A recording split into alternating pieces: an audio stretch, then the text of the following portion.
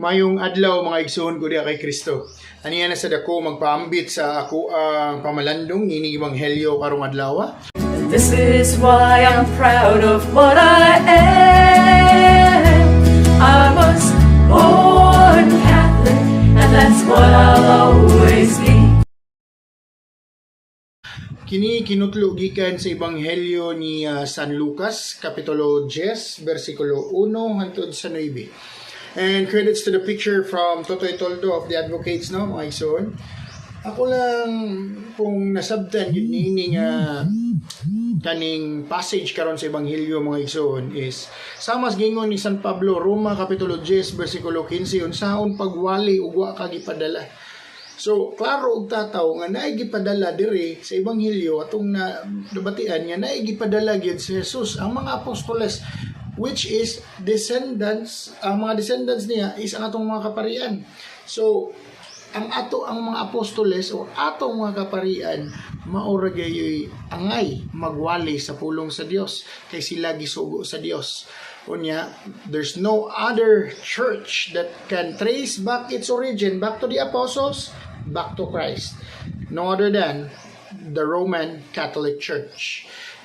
Mabasa ta na sa standard reference mga igsoon. And standard reference is not biased. That is why it is called standard, di ba?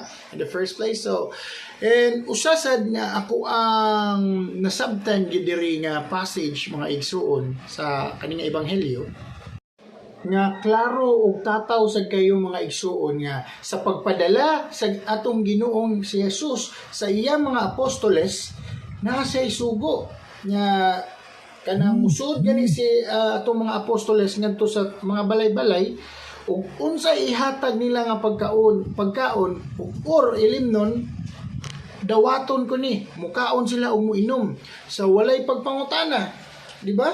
So klaro og tin-aw diri mga igsoon nga gitudlo pod ni Jesus nga gitudlo diri sa ebanghelyo nga wala gi makaon nga gibawal, dili wala gi kanang pagkaon nga kanang walay kanang butang nga musud sa atong baba nga makapahugaw sa tao.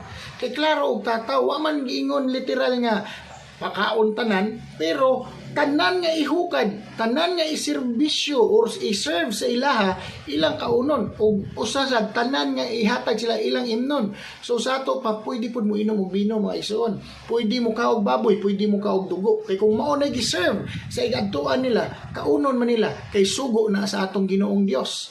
So nagpaklaro ug nagpatataw diri nga ebanghelyo mga igsoon nga walay labot ang pagkaon sa atong kaluwasan. It is Jews dietary laws. Balaod ka na sa Hudyo, dili para sa tao ang tanan tibuok kalibutan, labaw na sa mga Kristiyanos.